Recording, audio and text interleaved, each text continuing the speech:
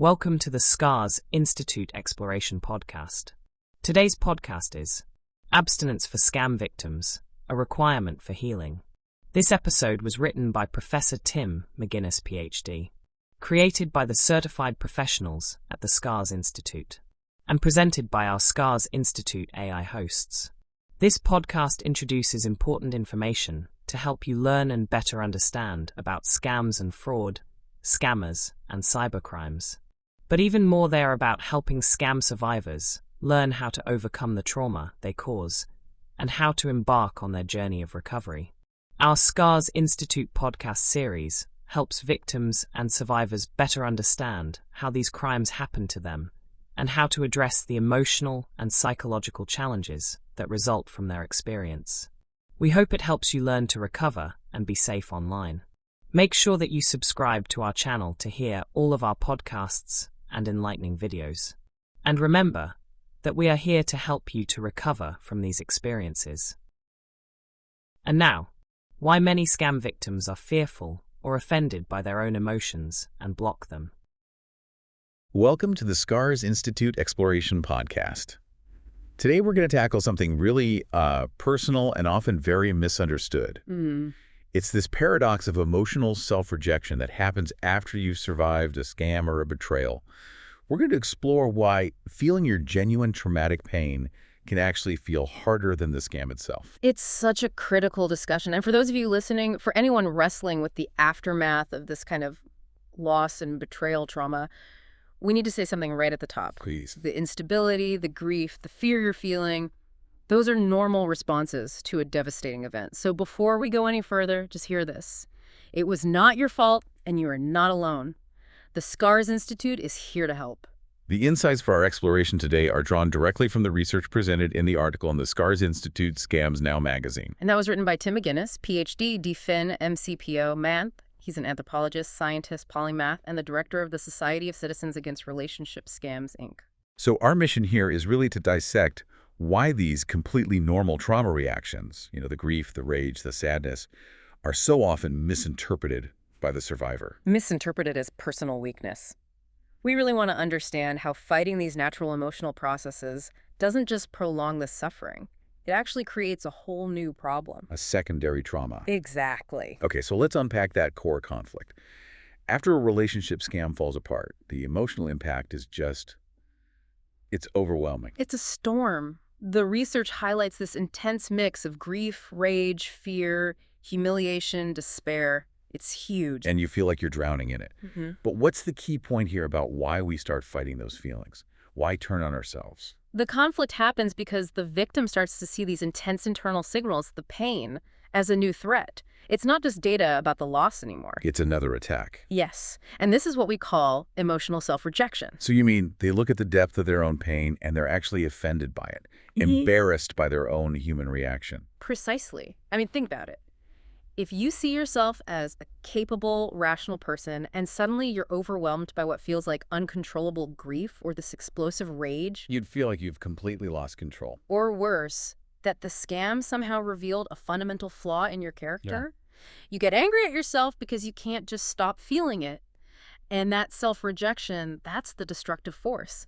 It stalls recovery because now you're fighting the scammer's violation and your own normal response to it. And that internal battle, that's the secondary trauma. That's it. So we're rejecting these really powerful fundamental signals. We try to silence the grief that's telling us we lost something. We reject the shame, which is signaling an injury to our identity. We fight the fear, which signals a threat. And we suppress the anger, which is screaming that a profound violation and injustice just happened. So to stop treating these emotions like enemies, we first have to understand what they really are. Right. Biologically, they are not flaws. They're not malfunctions. They are programmed survival processes. I think a lot of people assume that emotion is a choice, or at least that our conscious thinking brain is fully in charge.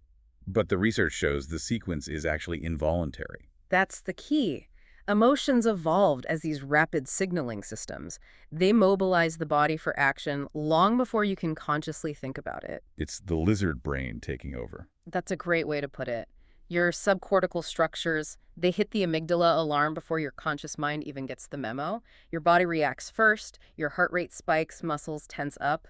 That's the emotion happening. So the feeling isn't chosen, it just happens. Yeah. And only after all that does our thinking brain, the prefrontal cortex, try to make sense of it all. Exactly. And that explains why after a trauma, the emotions feel so overwhelming and, unchosen. Psychologically, they're just vital data carriers. So grief is just data that says, I have experienced a significant loss. And anger is data that says a boundary was violated. This is an injustice. The problem isn't the data itself. It's the cultural conditioning that teaches us to treat this essential data as, well, a problem to be controlled. And when we try to suppress it, just shove it away, we don't actually solve anything. No, you just disconnect your awareness from your physiology, the emotional energy, the stress response. It just keeps running under the surface. It gets locked in and often gets stronger. Which brings us to the next point. Where does that conditioning come from? That lesson that our feelings are a problem to be suppressed? It often starts really young. If, as a child, expressing big emotions, sadness, anger, fear, was punished or dismissed as being overly dramatic. You learn to mistrust your own internal signals. You do. You create this deep internal rule. Don't feel intensely. And that's the basis of the cultural conditioning that makes trauma processing so hard later on. And the research points to some historical ideas, some philosophies, that get misapplied and end up reinforcing this suppression. Absolutely. Take the Spartan ideal. Spartan society was all about military readiness. Emotional suppression was a civic duty. It was necessary for the unit to function. But that was for warfare. It was never designed for psychological healing. It was designed for survival under extreme duress. And we see that same misapplication with Stoicism. All the time. Classical Stoicism was about using reason to understand emotion, not deny it. But the modern pop culture version just turns it into this rigid command to detach and endure. Which is really harmful for a trauma survivor. It's like the stiff upper lip idea. Exactly like that. Equating emotional restraint with dignity. It might get you through a bad day at work, but when you apply it to a deep psychological injury like betrayal, trauma, it just encourages you to internalize the pain.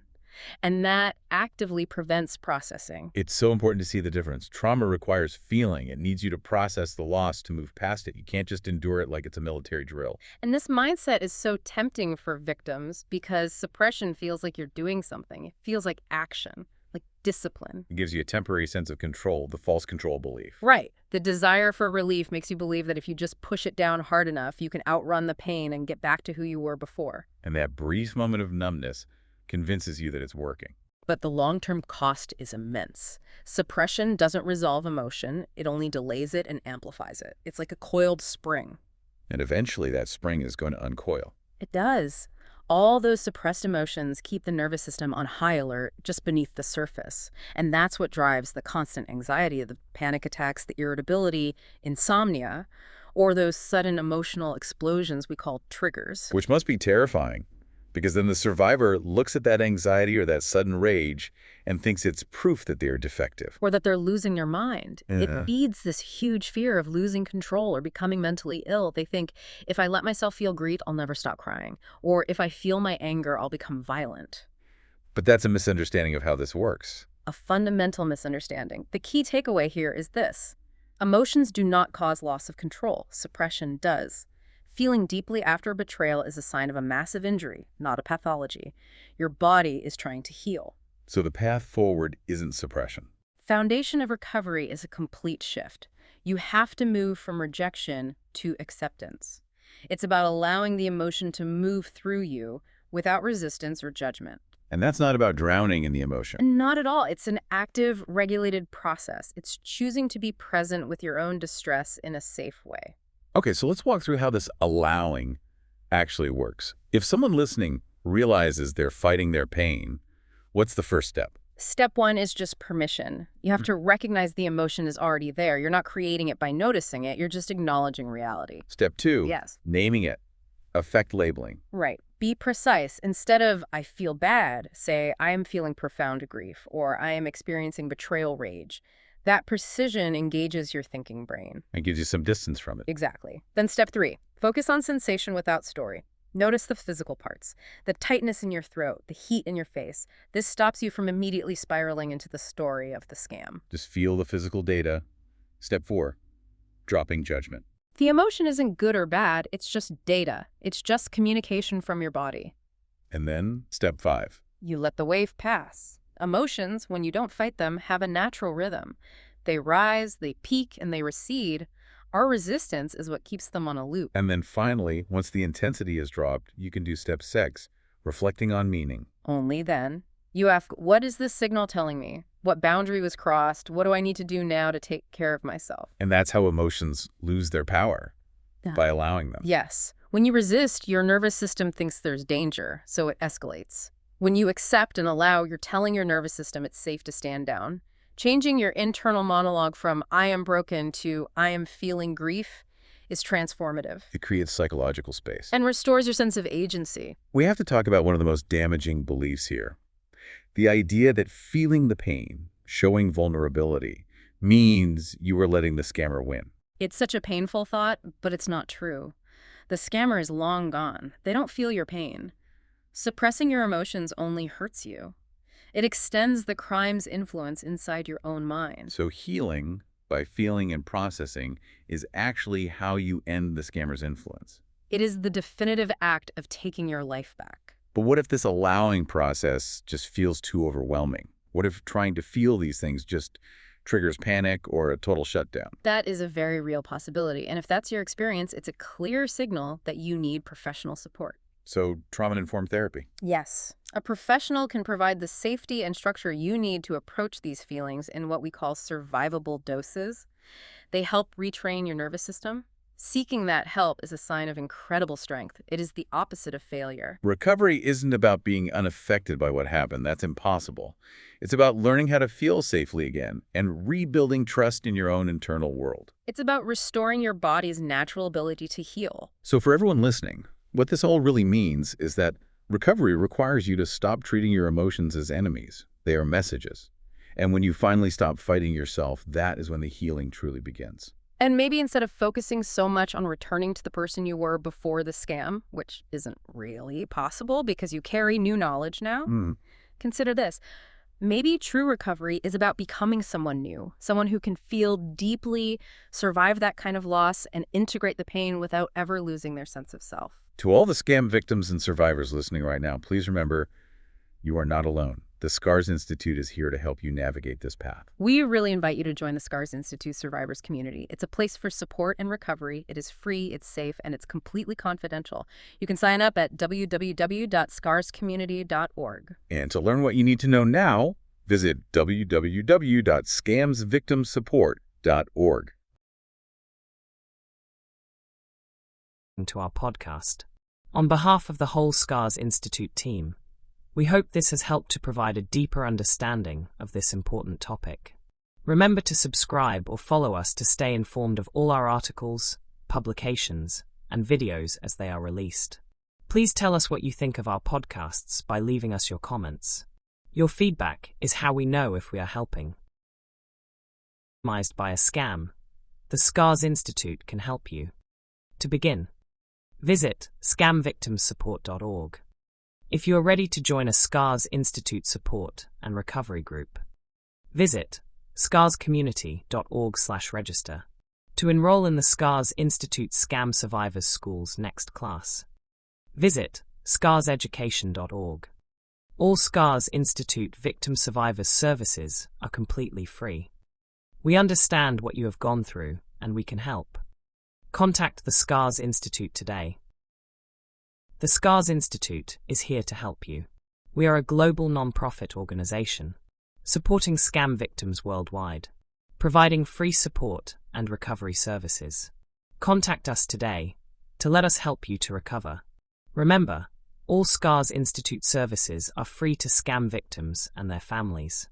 This podcast is copyright 2026. All rights reserved worldwide.